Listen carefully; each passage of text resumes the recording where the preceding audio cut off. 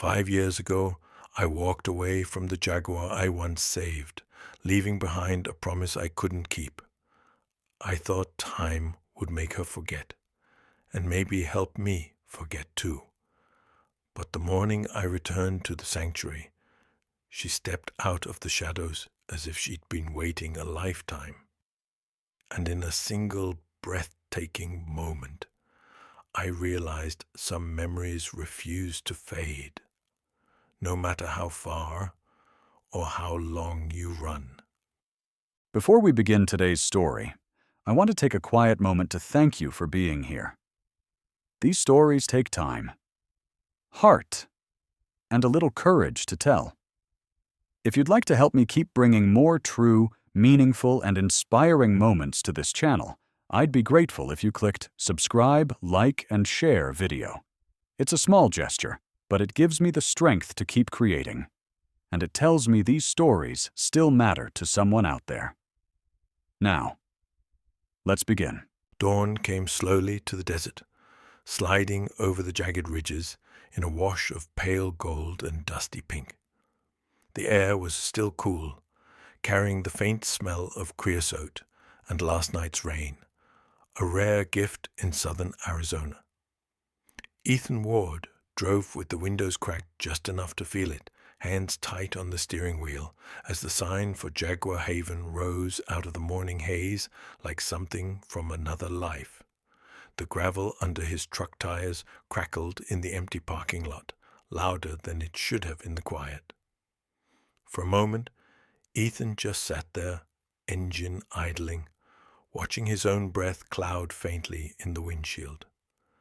The sanctuary's steel gate stood ahead, closed, but not unwelcoming, framed by saguaros and a painted mural of a jaguar slipping through shadows. 5 years ago, he'd helped pick that design. Then he'd vanished. He killed the engine, and the silence rushed in, heavy and complete. In that silence, memories pressed close. A small spotted body on a blood-stained tarp. A low, broken growl that sounded too much like a child crying. Nights spent on a cot beside a kennel, listening for every hitch in a wounded animal's breathing. He told himself he hadn't come back for nostalgia. He had come back for her. For Solana. The main building door creaked open before he could move. Dr. Marissa Cole stepped out onto the porch, a travel mug in one hand, the other tucked into the pocket of a faded field jacket. Her dark hair was streaked with silver now, pulled into a rough knot at the nape of her neck. She studied the truck for a second, then the corners of her mouth lifted, not quite a smile, not quite forgiveness. "You actually did it," she called, voice carrying easily across the lot. "I half expected you to turn around at the state line." There was no accusation in her tone, just a tired honesty that made Ethan's chest tighten. He climbed out, boots crunching on the gravel, suddenly aware of the creases at the corners of his own eyes, the new stiffness in his knees. 5 years had drawn their lines on both of them. "I almost did," he admitted, shutting the door slowly. "Twice." Up close, Marissa's face showed more than age. It held the kind of weariness that comes from years of funding battles, night calls, animals that didn't make it. She stepped forward and pulled him into a quick, bracing hug that smelled like coffee and sunscreen and the faint, sweet musk of cat enclosures. Pulling back, she studied him with the clinical focus of someone used to reading subtle signs. "You look like hell, Ward," she said quietly, "but I'm glad you're here." Her gaze shifted past him, toward the line of distant enclosures where the desert sloped gently away. "She's still here too. That's the part I'm not sure you're ready for." The way she said "she" left no doubt who she meant. Ethan followed her look, seeing only fencing and rock outcrops in the distance, heat already starting to shimmer above. Them, He swallowed, throat suddenly dry. How is she? The question felt too small for everything it carried. How do you ask if a jaguar you left behind hates you, fears you, or has erased you altogether? His fingers flexed unconsciously, remembering the weight of a spotted head resting briefly in his palm. Marissa hesitated, a flicker of something like concern crossing her face. Alive, strong, too smart for everyone's comfort, she said. She hunts every enrichment we throw at her like it insulted her personally. Staff give her a wide berth unless they have to go in. She doesn't trust easily. She paused, then added, especially not men. Not since you disappeared. The words landed like a stone dropped into deep water. From the far side of the lot, a younger voice drifted over. Dr. Cole, you want me to start the morning rounds? A lanky kid in a faded sanctuary hoodie jogged toward them, tablet tucked under one arm, hair pulled back under a cap. He slowed when he saw Ethan, curiosity flickering in his eyes. Marissa gestured between them. Ethan, this is Kai. He's been helping with Solana's enclosure the last couple years. Kai offered a hand, grip nervous but sincere. You're the guy from the old case files, right? Border Rescue? The one who brought her in? There was a kind of quiet awe in his tone that made Ethan want to correct him, to say he'd also been the guy who left. Instead, Ethan just nodded. Something like that. Kai shot a quick look at Marissa, then toward the enclosures. She gets weird when trucks sound like yours, he added softly. That small detail slid under Ethan's ribs in a way no accusation could have. He pictured Solana lifting her head at the sound of engines, expecting a familiar shape that never appeared. Guilt stirred, old and sharp. Marissa must have seen it in his face because her voice gentled. Come on, she said. Sun will be brutal in an hour. If you're going to see her, you should do it before the crowds and the heat. They walked the path together, gravel giving way to packed dirt lined with native grasses and scrub. The sanctuary woke around them as they moved, distant calls, the rustle of paws on sand, a raven complaining from a fence post. Signs marked each habitat. Ocelots, cougars, one older jaguar called Nico, who disliked most people and made no secret of it. Ethan barely registered the names. Every step closer made his chest feel tighter. At the crest of a slight rise, Marissa stopped and pointed. There, she said quietly. Back enclosure, east side. Ethan followed her gesture. At first all he saw was rock and shadow, the gleam of chain link catching the light.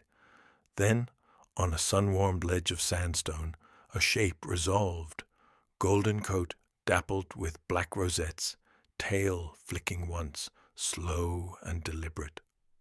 Solana, full grown, watching the world as if it owed her answers. Ethan's breath left him in a short, unsteady exhale.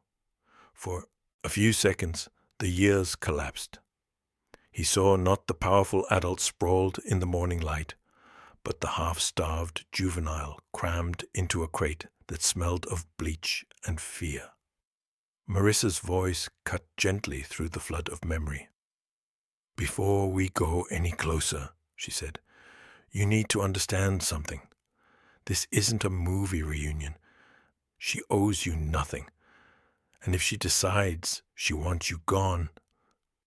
She let the sentence trail off into the heat-heavy air. 2. The memory returned to Ethan with the weight of a summer storm. Sudden and heavy. 5 years earlier, the borderlands had been loud with cicadas and distant thunder when he first heard the cry. Thin, ragged, and unmistakably wild.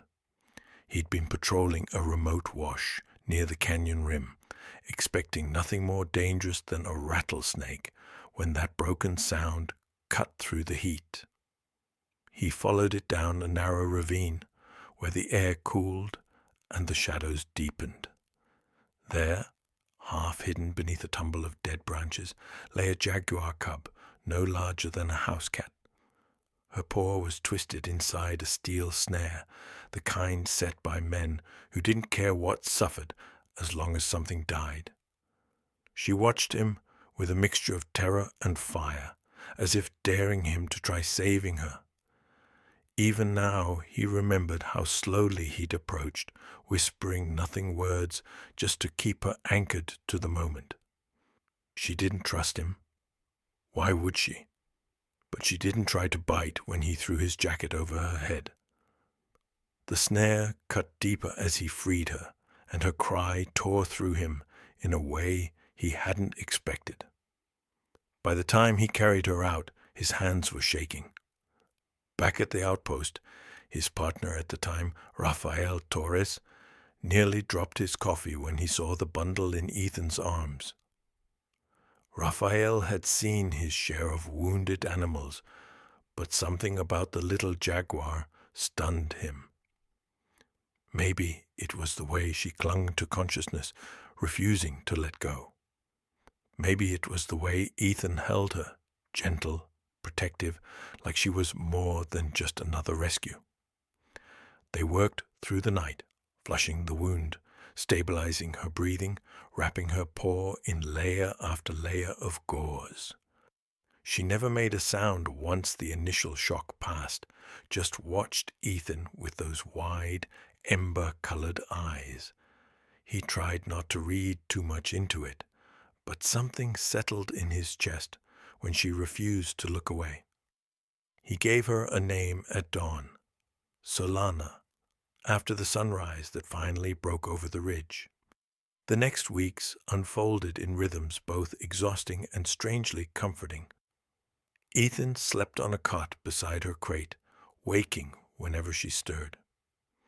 She learned his footsteps before she learned his scent, lifting her head when he entered the room, retreating only when someone else approached.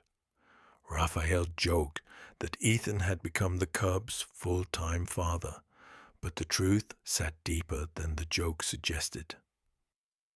By the second month, Solana could hobble across the small enclosure he built behind the outpost. She practiced stalking crickets in the grass, tail swishing with a seriousness that made Ethan laugh quietly to himself. When thunderstorms rolled across the desert, she'd press against the far wall, trembling until Ethan sat nearby, offering the steady sound of his voice through the mesh. He never touched her without a purpose. He knew better than to blur that line. But bonds form where survival demands it, and somewhere between wound dressings and midnight feedings, Solana began to trust him. She'd lift her head when he spoke. She'd ease closer when he checked her paw. Once, when a distant ATV backfired, she pressed against the fence and made a soft chuff, an instinctive sound meant for family. It stunned him more than he admitted. Yet even as she grew stronger, a truth weighed on him. Jaguars weren't meant for human outposts or makeshift enclosures. Every time she tested her leg on a fallen log or fixed her gaze on the canyon beyond, Ethan felt the unspoken clock ticking. She needed more space, a real habitat, a chance to be what she was born to be, and he couldn't give her that alone. Raphael was the first to say it out loud. One evening, while lightning flickered far beyond the ridge, Raphael leaned against the railing and said, "You know she won't be able to stay here, hermano. She'll outgrow this place and you before long." Ethan didn't answer. He just kept watching Solana pace the perimeter, tail low, eyes sharp. Watching her was like watching the desert itself decide whether to bloom or burn. When the call finally came from Jaguar Haven, Ethan should have felt relief. The sanctuary had room, specialists, a protected environment, everything Solana deserved. But as he packed the transport crate, she watched him with a stillness that felt too knowing. He clicked his tongue softly, the way he always did to calm her. She blinked slowly, the closest thing she had to trust, and stepped inside. The drive north was quiet, punctuated only by the hum of the road and the occasional shifting of Solana's weight. At a rest stop near the state line, Ethan knelt beside the crate and whispered the promise he meant with every fiber of his being, that he would visit, that he would not disappear, that she would not be another casualty of the work he'd chosen. Solana pressed her nose to the grate, breath warm against his hand. He kept that moment tucked inside him, like a truth no one could take. He didn't know then how quickly life could turn, how easily a man could be forced off the map, how even the best promises could be broken by fear and circumstance. But for that night, under a sky full of stars, it felt simple. It felt like the start of something he could protect, something that would last. Years later, standing outside her enclosure once more, he wasn't sure if that memory comforted him or made the guilt cut deeper. Solana had grown into power and wildness without him, and now he was returning not as the man who saved her, but as the man who left. He only hoped the desert kept at least one promise for him, that somewhere inside her a small ember of recognition had survived. Scene 3. For a while, it almost felt like things might settle. Solana's paw healed better than any of them had dared hope, and the outpost fell into a rough rhythm. Reports filed, patrols run, radio chatter humming softly in the background. Ethan told himself the worst was over. The snare had been cut, the cub was safe, and the men who set it had probably moved on to some other unlucky stretch of border.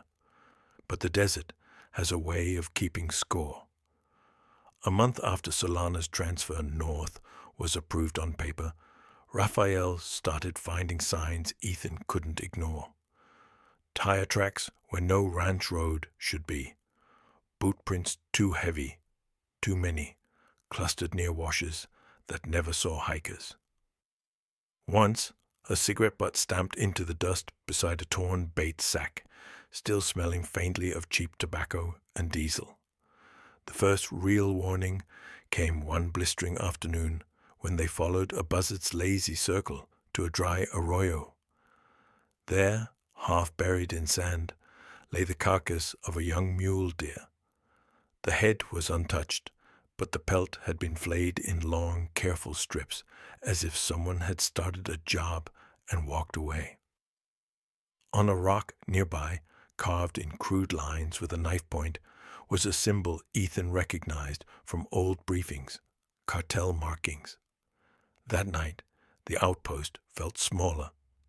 Ethan sat at the scarred wooden table with a map spread in front of him, tracing the pattern of snares and tracks with a calloused finger. Each mark formed a rough crescent around the territory where he'd found Solana. Raphael leaned against the doorframe, arms crossed, watching the lines come together. "They know you pulled something out of their net," he said quietly. "They'll want it back, or they'll want a message sent." Ethan reported everything: photos, coordinates, the carved symbol up the chain. Within days, unmarked SUVs rolled down the dusty access road, carrying men and women whose badges stayed in their wallets, but whose questions cut straight through the heat. They listened without interrupting, then laid out their own evidence on the table. Confiscated phones, intercepted chatter, blurry photos of men Ethan had only seen at a distance. His name came up more than once. So did Solana's, though never directly. At first, he pushed back. "I'm a ranger, not a witness," he argued, jaw tight. "I did my job. I found a snare. I rescued an animal. That's it." The oldest agent, a woman with tired eyes and a gray streak in her hair, shook her head. "You didn't just rescue an animal," she said. "You cost them money, and you embarrassed them. Men like that don't let things go." Her gaze shifted to the back window, where the edge of Solana's temporary pen was just visible. "They'll look for leverage." The drive-by came 2 nights later.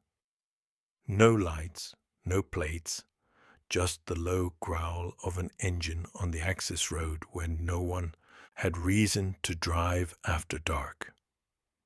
Ethan stepped out onto the porch, hand on his sidearm, and caught the glint of a truck's cab before it disappeared behind the mesquite. A shot cracked the air a second later, shattering the floodlight above his head. Glass rained down, and the darkness that rushed in felt deliberate. Message received. Raphael found him afterward, sweeping the porch with slow, angry strokes. "They're done playing," Raphael muttered, towing a spent shell casing into his palm. "You can patch the bulb, but you can't patch this." He held up the casing between 2 fingers. "They want you nervous. Next time, they might want you gone." Ethan glanced toward Solana's enclosure, where a shadow paced restlessly along the fence, unsettled by the noise. The idea of those men getting anywhere near her made his stomach turn. The agents returned at dawn, this time with fewer questions and more instructions.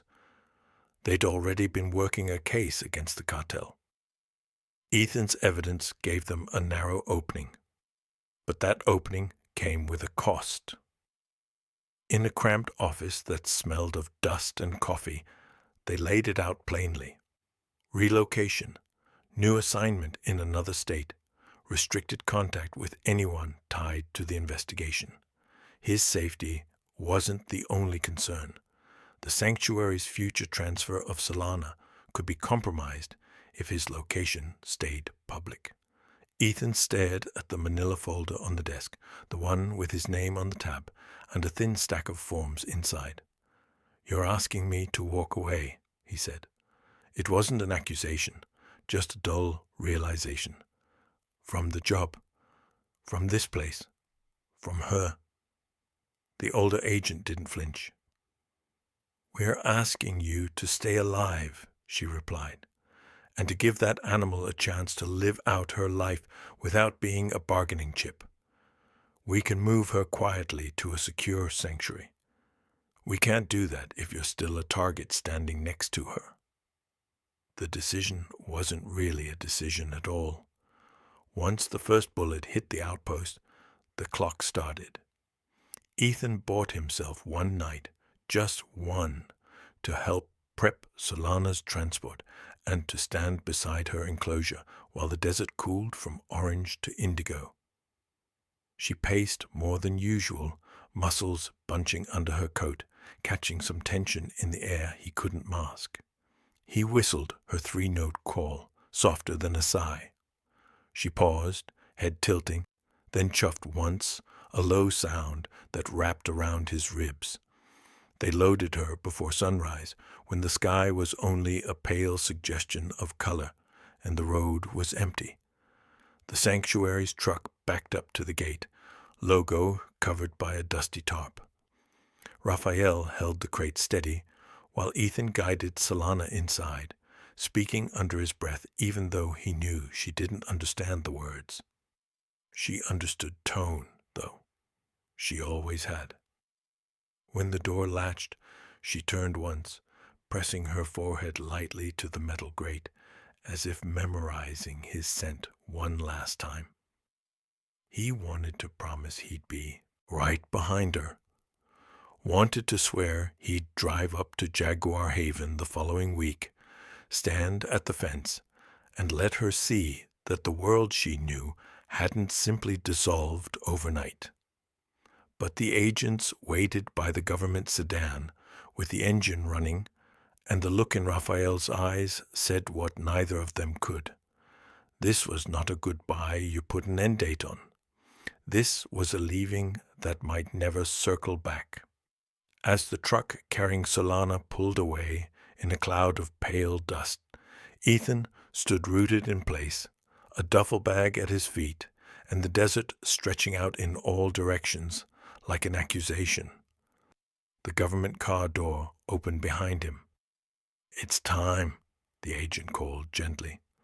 He picked up the bag, but his gaze stayed fixed on the dwindling shape of the transport truck until it dipped out of sight beyond the low ridge.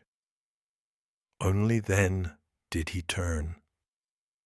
In the years that followed, in anonymous apartments and borrowed offices hundreds of miles from the border, the sound that came back to him most wasn't the gunshot or the engine or the slammed door of the outpost.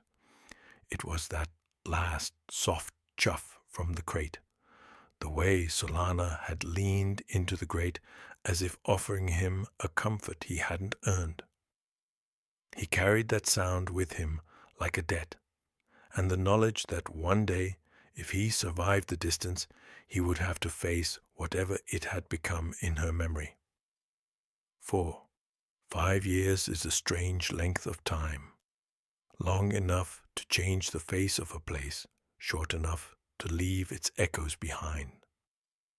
Ethan felt that strangeness the moment he stepped into the sanctuary's administrative hall. The walls, once covered with handwritten charts, were now lined with digital displays. The old radios had been replaced with sleek consoles. Everything looked updated except the weight in the air, the one he suspected he'd left behind.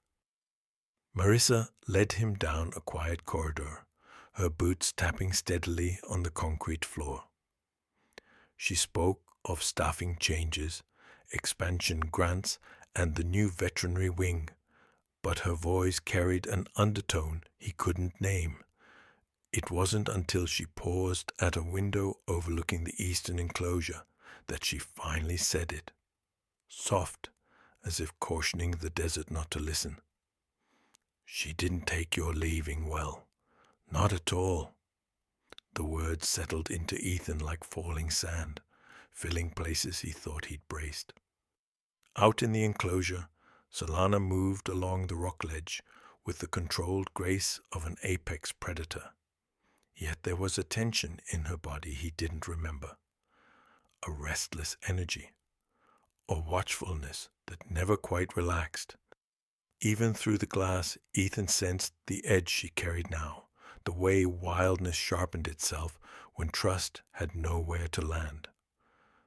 "She used to eat at predictable times," Marissa added, arms folding. "Now she goes off food for days without warning. Nights are the worst. She paces until dawn sometimes. Other cats settle. She doesn't." She hesitated before continuing. "Some of the staff think she's waiting for something. Others think she's reacting to a stressor we haven't found." Her gaze flicked toward him. "I think the truth is more complicated." Before Ethan could answer, a soft clatter echoed behind them. Kai appeared in the corridor, carrying 2 metal feeding bowls stacked together. He slowed when he saw Ethan, nodding politely. "Morning rounds," he explained, lifting the bowls slightly. His voice held the calm steadiness of someone who'd grown used to moving around large predators. "I was about to check Solana's perimeter." Marissa nodded, then gestured for Ethan to follow if he wished. Outside, the sun had risen just enough to cast sharp shadows across the sand. Ethan trailed a few steps behind Kai, observing the easy confidence of someone who'd spent years reading feline moods. Kai pointed to a worn patch of ground near the fence where the dirt was smooth as riverstone. "She comes here a lot," he said. "Kind of a lookout spot." Ethan crouched beside the patch, brushing his fingers lightly over the flattened earth. The surface was polished in a way that only repeated waiting could create. It struck him, not as evidence of aggression or territorial behavior, but of habit, of ritual. "She sits facing the access road most nights," Kai continued, dropping his voice, "like she's expecting a truck that never shows." He didn't say whose truck. He didn't have to. They reached the far corner of the enclosure where a mesquite tree cast a broken pattern of light. Kai stopped and lowered his voice further. "There's something else," he said, almost apologetic. "Sometimes she makes this sound, not a growl, not a chuff, something in between. Happens after closing hours. It's not fear, not anger either." He hesitated before adding, "It sounds lonely." The word settled in Ethan more heavily than he expected. He remembered the soft whimper Solana made the first night he changed her bandages, the way she pressed her head into the crook of his arm, despite the pain. He'd assumed time would dull that memory, but here it was, alive, echoing through the years like a thread he'd left untied. He exhaled slowly, feeling the ache of a promise he hadn't kept. Marissa approached from behind, her expression unreadable. "We tried pairing her with another Jaguar once," she said. "A male from a rescue in Sonora. Beautiful cat, confident, but she kept her distance. Never fought, never played. Just watched him as if waiting for him to turn into someone else." She sighed. "We stopped trying after that. Sometimes you can't force animals to forget what shaped them." A breeze rolled across the enclosure, lifting the scent of warm stone and desert sage. Solana paused mid-step on her ledge, head turning sharply toward the perimeter where the wind had shifted. Her ears pricked forward, muscles coiling in a way Ethan recognized immediately. That instinctive alertness, the quick narrowing of focus, that meant she sensed something familiar. Or someone. Kai watched her posture change and murmured, "She doesn't do that for just anything." Ethan felt the words press against something raw inside him. For a brief second, the years seemed to fold, carrying him back to a canyon where a wounded cub had lifted her head at the faintest whisper of his voice. He wondered if that same flicker lived in her still, buried under fear and instinct and the distance he'd put between them. Marissa laid a hand on Ethan's arm, steady, grounding.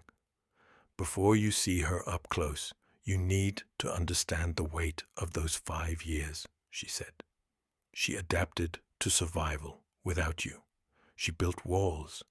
She learned caution the hard way." Her voice softened, but animals remember safety differently than people do. "If there's anything left of what you two had, she'll show it in her own way." Ethan nodded, though his throat felt tight. Out in the enclosure, Solana continued scanning the horizon, tail tip flicking in slow, deliberate beats. The desert wind carried no sound of approaching trucks today, no familiar engines, no ghosts from border roads. Yet something in her stance made him wonder if she sensed the shift already, the change in the air, the presence she hadn't felt in half a decade. For the first time since crossing the sanctuary gates, Ethan felt not just fear or guilt, but a fragile strand of hope, thin, uncertain, but undeniably real. Maybe Solana wouldn't lash out. Maybe she wouldn't turn away. Maybe, just maybe, beneath the wildness and the wounds of absence, the memory of safety still lived in her. And if it did, he would have to face it with all the humility those lost years demanded. 5. The walk to the holding gate felt shorter than Ethan remembered, though his legs moved slower than they had on any canyon trail. The path dipped slightly as they neared Solana's enclosure, the air growing warmer, thicker, with the smell of sun-baked stone and cat musk. Metal fencing rose ahead of them, catching the light in hard, white flashes. Beyond it, the Jaguar's world waited, self-contained and unforgiving. Marissa stopped at a low equipment shed just off the path and keyed in a code on a worn keypad. Inside, the air was cooler, alive with the faint hum of a small fridge and the scent of disinfectant. She opened a locker and pulled out a pair of reinforced boots and a faded green vest with the sanctuary's patch on it. "Humor me," she said, handing them over. "It won't make you invincible, but it keeps the board happier." Ethan slipped off his old boots, trading them for the heavy ones with steel toes. The vest felt strange on his shoulders, familiar in weight but different in meaning. He'd worn plenty of gear in his life, body armor, harnesses, radio rigs, but this one carried something else entirely. The acknowledgement that he was willingly stepping into a space where he was not in charge. Not the law, not the rescuer, just a guest. Kai appeared in the doorway, tablet now tucked under his arm. "I'll stay outside the perimeter," he said.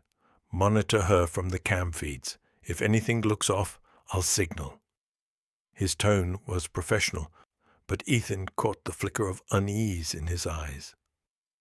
It was one thing to clean an enclosure with a cat locked behind a shift gate. It was another thing entirely to watch someone walk in on purpose.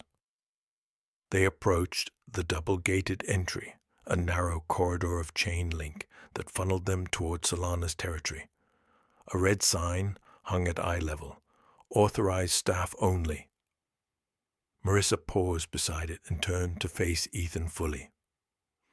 "Last chance to decide this was a bad idea," she said, not unkindly.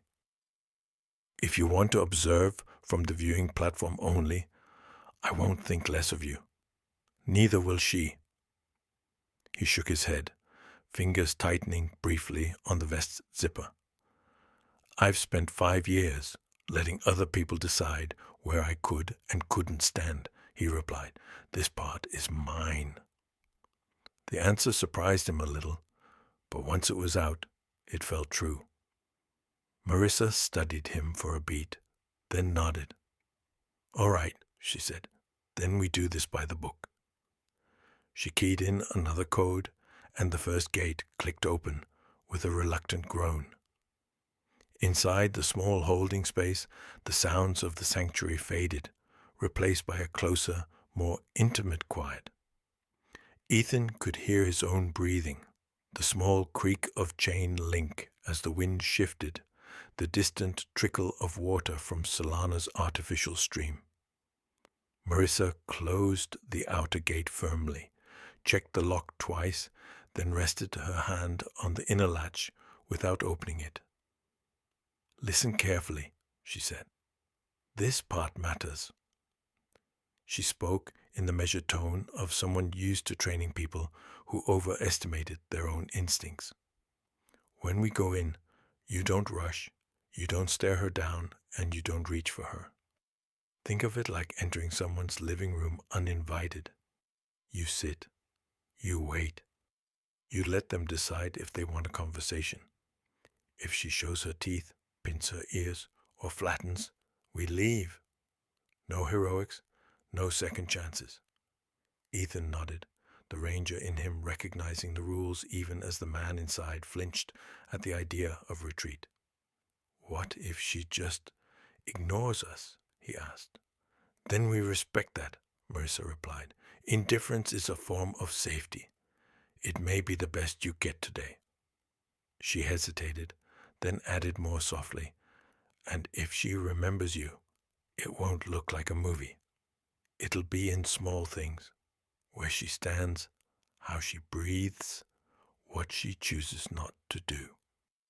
Through the mesh of the inner gate, Ethan could just make out Solana's shape on the far ledge, a spill of gold and shadow against the rock.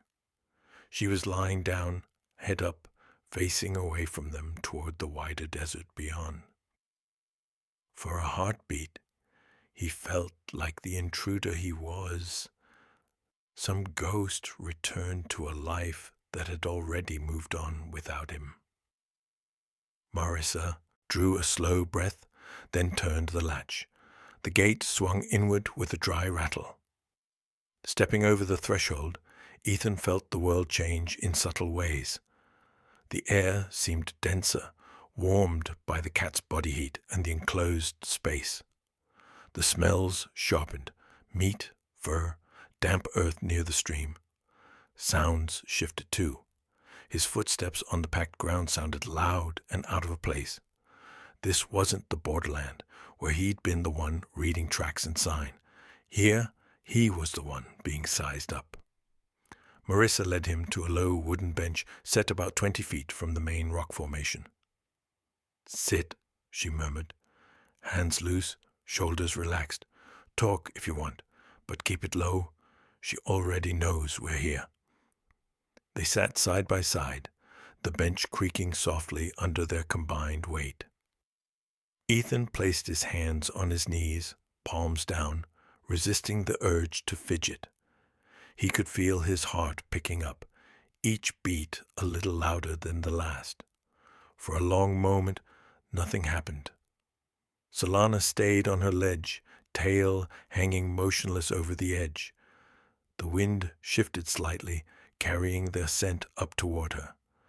Ethan saw the small movement first, a twitch at the tip of that heavy tail, a subtle change in the angle of her ears. She didn't stand, didn't roar or pace. She simply turned her head slowly until one amber eye found them across the enclosure. The look she gave them wasn't wild fury or blind fear. It was something quieter and far more unsettling, a cool, measured assessment, as if she were sorting through memories and instinct at the same time. Ethan held her gaze for a second, then dropped his eyes just enough to signal he meant no challenge. Beside him, Marissa barely breathed. The entire space seemed to narrow to a single line between the bench and the ledge where Solana watched.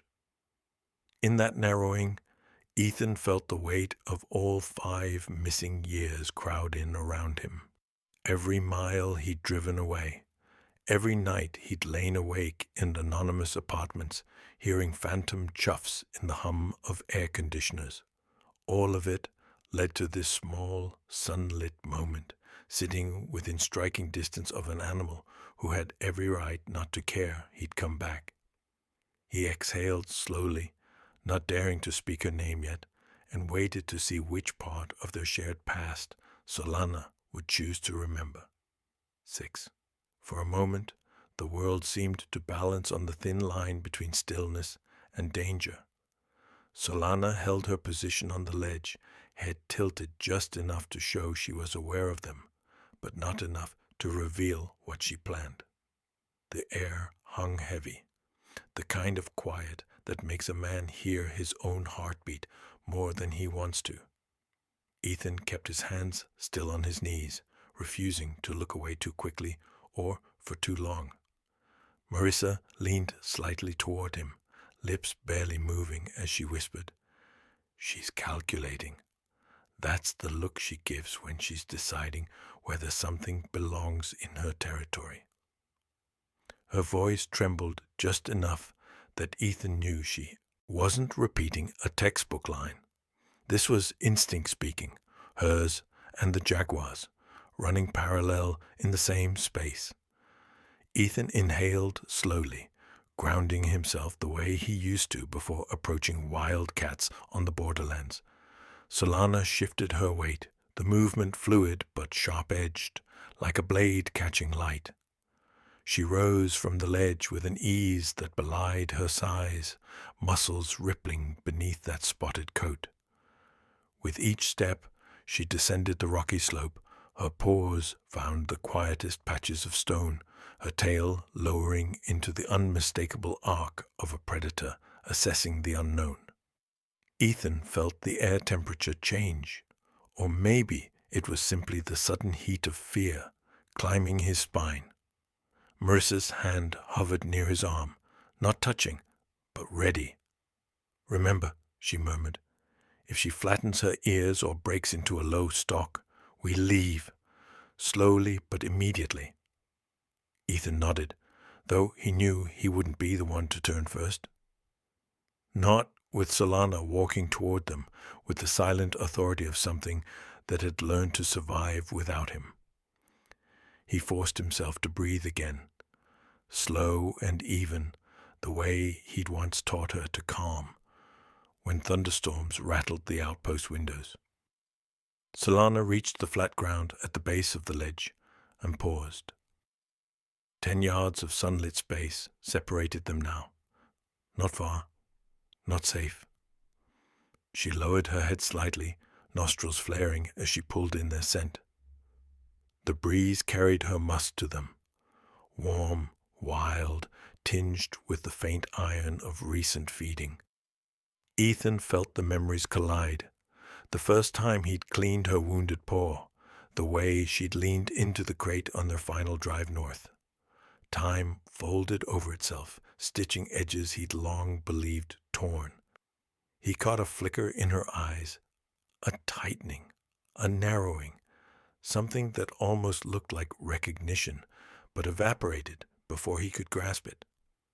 The tension wound inside him, too tight, too brittle. He hadn't come this far to sit frozen by fear or regret. Very softly, so softly that the wind nearly swallowed it, Ethan released the sound he'd sworn he'd never use again. 3 low, gentle notes. Whit, whit, ooh. The call he'd made countless times in the dark when she was small enough to fit under his jacket. The effect was immediate. Solana's body snapped to stillness so abruptly that even the dust at her feet seemed to hesitate. Her ears lifted, her eyes widened, not in threat, but in something closer to shock. For the first time since he stepped inside the enclosure, Ethan felt her presence shift from guarded instinct to something more searching, more uncertain. Even Marissa inhaled sharply, understanding that this was no random sound to the Jaguar. Solana took one step forward, then another, the deliberate pace of a wild animal committing to a decision that could go either way. Her eyes never left Ethan's, reading him, peeling back layers of time, hunting for a memory of the man who used to sit with her through nights of pain. When she reached the shadow line cast by the enclosure's central rock, she paused again, chest rising in a slow, deliberate breath.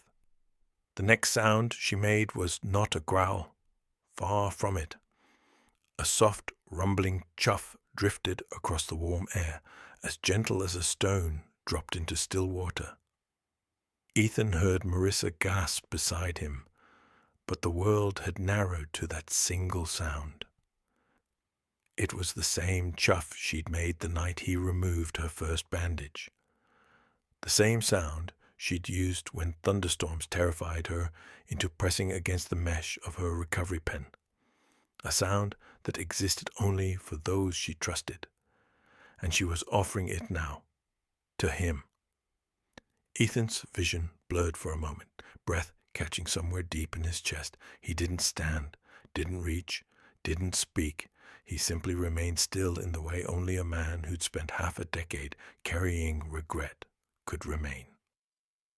Solana closed the remaining distance until she stood less than 2 feet from him, her shadow overlapping his boots.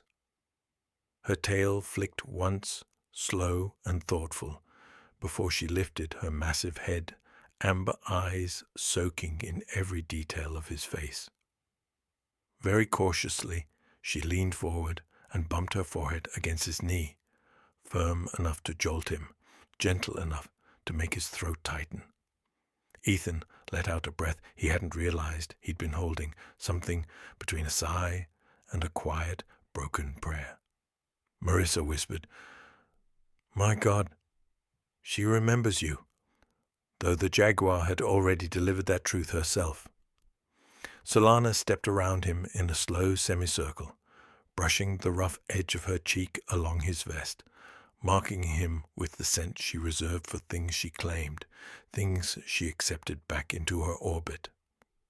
Ethan kept his hand still, but emotion flooded him so quickly he almost trembled beneath it. 5 years of silence, of distance, of fear, undone by a gesture so soft it barely disturbed the dust. She settled finally beside him, not touching, but close enough that the heat from her body radiated through his boots and into his bones. Ethan let his gaze drift toward the bright cut of sky above the enclosure. Somewhere in its wide, endless blue, the years he'd lost loosened their hold on him. Solana made a low sound again, something between a chuff and a sigh, and the tension in the air eased like a knot coming undone. For the first time since stepping back into her world, Ethan felt the ground steady beneath him. Solana had remembered, not the fear, not the leaving, but the part of their story worth keeping. And in the quiet that followed, he understood that this wasn't forgiveness. It was something deeper, older, carried in the wild places between instinct and memory, a recognition that survived in spite of everything. 7. The spell broke the way all moments do, with the simple fact that time keeps moving. After a while, Solana rose, gave Ethan one last brief nudge with her shoulder, then walked back toward the shaded rocks as if she had decided the test was over. Marissa exhaled slowly and touched his elbow. "We should step out while everything is calm," she whispered. "Leave her with a good ending to this visit." Outside the double gate, the air felt thinner, almost cool against his flushed skin. Ethan leaned a shoulder against the fence, letting the rough metal press into his back. His legs felt unsteady in a way that had nothing to do with age. Marissa stood a few feet away, watching Solana's retreating form with a look he'd seen on doctors who just witnessed something medicine couldn't quite explain. "In 20 years," she murmured, "I've never seen a response like that." They walked back toward the office in an easier silence than the one that had preceded the visit. Inside, Marissa pulled footage up on her monitor, freezing the frame where Solana first chuffed, and lowered her head to his knee. "We're going to study this," she said gently. "Not to turn your reunion into a lab report, but because it matters. How early bonds shape cognition. How memory works in animals like her." She glanced over. "I'd like you involved, if you're willing to stay." The offer landed somewhere between an invitation and a lifeline. Ethan didn't answer right away. He studied the grainy image on the screen instead, tracing the lines of Solana's body with his eyes. "Staying," he repeated softly, as if testing the weight of the word. For a man who'd spent years being moved like a piece on someone else's board, the idea felt both frightening and strangely right. Before he could say more, a sharp knock sounded at the door. A familiar voice carried in even before the door opened all the way. You going to keep him all to yourself, Doc? Or can an old friend cut in? Raphael stood there, hat in hand, dust on his boots from a long drive. The sight of him pulled Ethan back to canyon trails and cramped outposts in a rush. Marissa lifted a brow. Your timing is uncanny, she said. We were just talking about history catching up. They found a quiet corner at a small table near the window, coffee cups between them. Raphael reached into his jacket and slid a folded packet of papers across to Ethan. I figured if you were finally coming back to see her, you deserved the rest of the story, he said. The pages were copies of old reports, intercepted chatter, dates, and times scrawled in Raphael's handwriting. One line had been circled in red, a reference to the spotted one at the ranger's place, and a plan that never happened. Raphael tapped the page with a blunt finger. This was logged 3 days after we shipped her out, he said. They came looking, just like we figured they might. Only by then, you were gone. She was gone. All they found was an empty pen and my bad temper.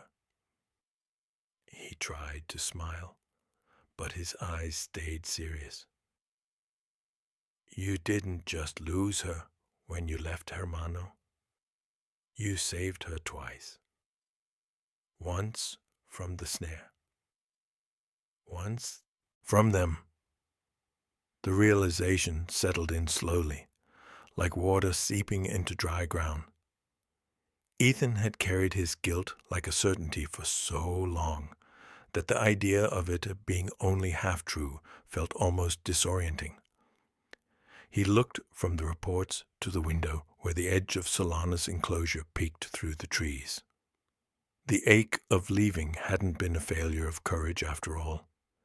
It had been part of what kept her alive long enough to chuff at him today. The knot in his chest loosened a fraction.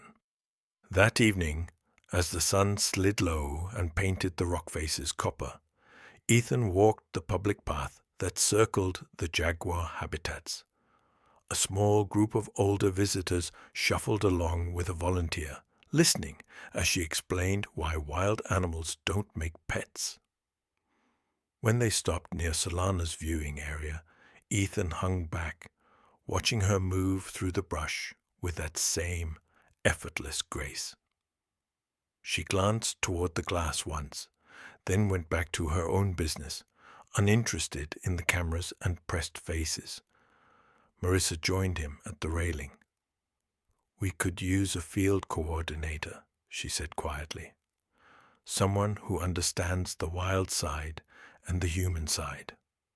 Someone who already has history with our most complicated resident. Her tone held no pressure, only possibility. Ethan thought of motel rooms that never felt like home, of borrowed offices that smelled of someone else's coffee. He thought of Solana's head against his knee, of 3 soft notes that still held power. Maybe it's time I stop running, he said. Months blurred into a new kind of rhythm. Papers were signed, assignments shifted, and Ethan found himself with a small office overlooking the eastern pens and a battered thermos that never seemed to empty.